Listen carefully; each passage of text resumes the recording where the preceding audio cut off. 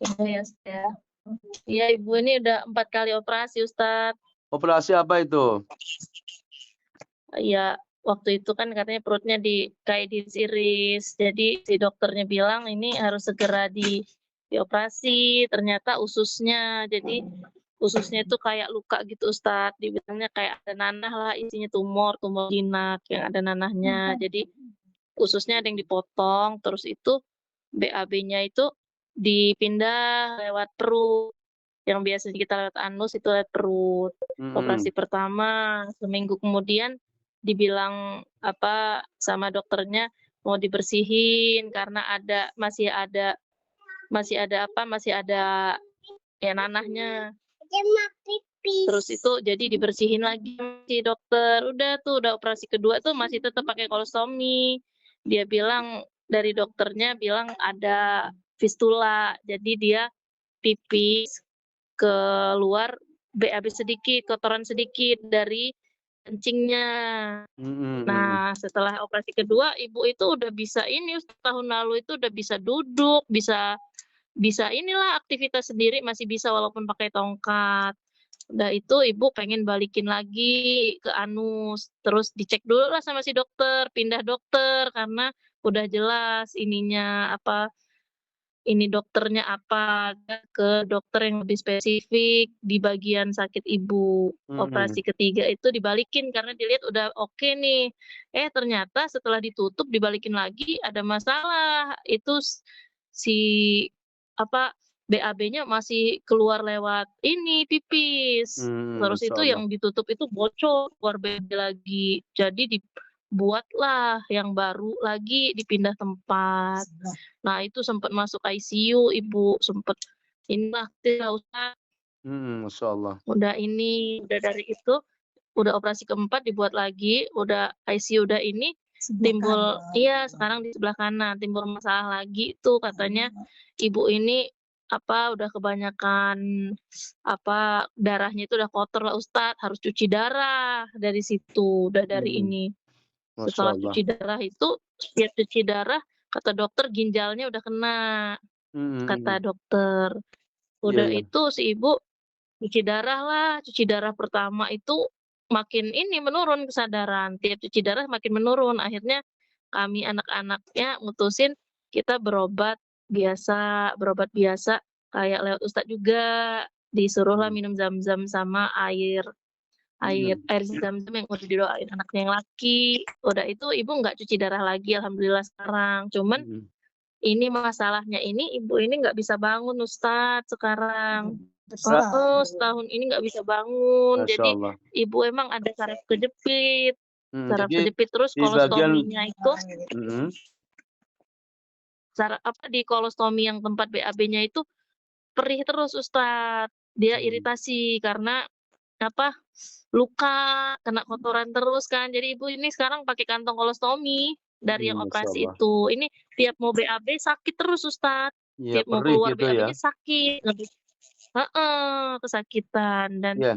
dia nggak bisa duduk ibu ini Ustadz. Ya ini ketika ini maksudnya Pak Ustadz pengen menganalisa lebih lanjut ini ya.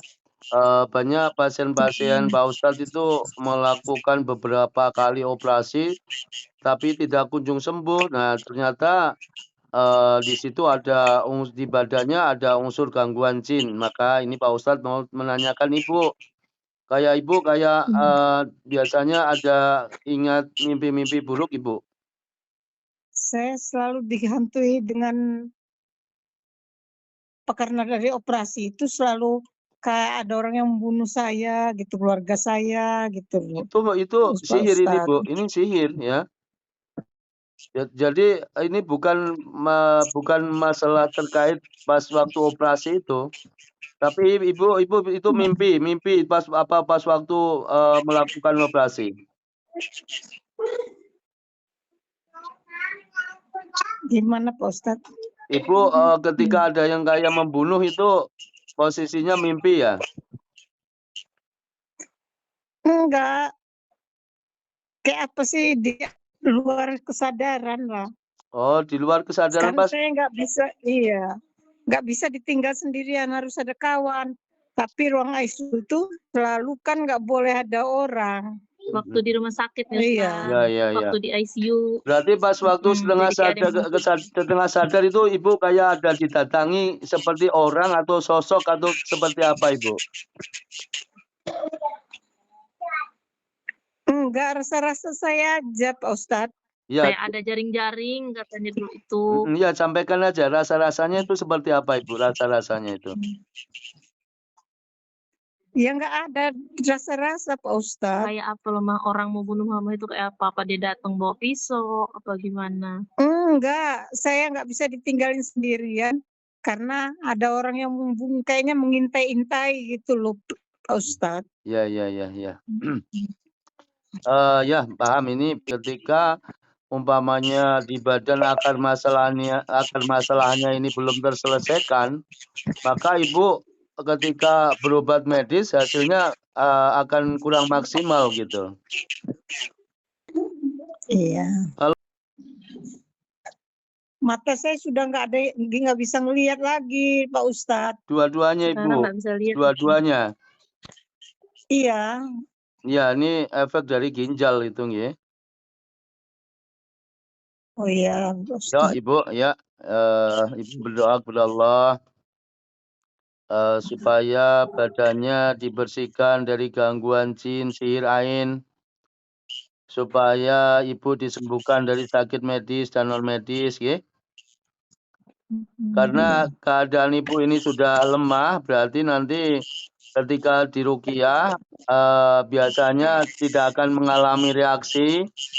Makanya nanti air minum aja ini yang dijadikan sarana kesembuhan Ibu, ya. Iya.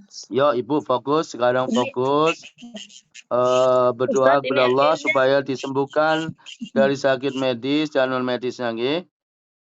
A'udzubillahi minasyaitonirrajim. Inna waliyallahu alladzi nazzalal kitab wa huwa yatawalla salihin. Engkau Maha Penyembuh ya Allah. Jadikan air ruqyahnya sarana kesembuhan Ibu dari gangguan jin sihir ain ya Allah.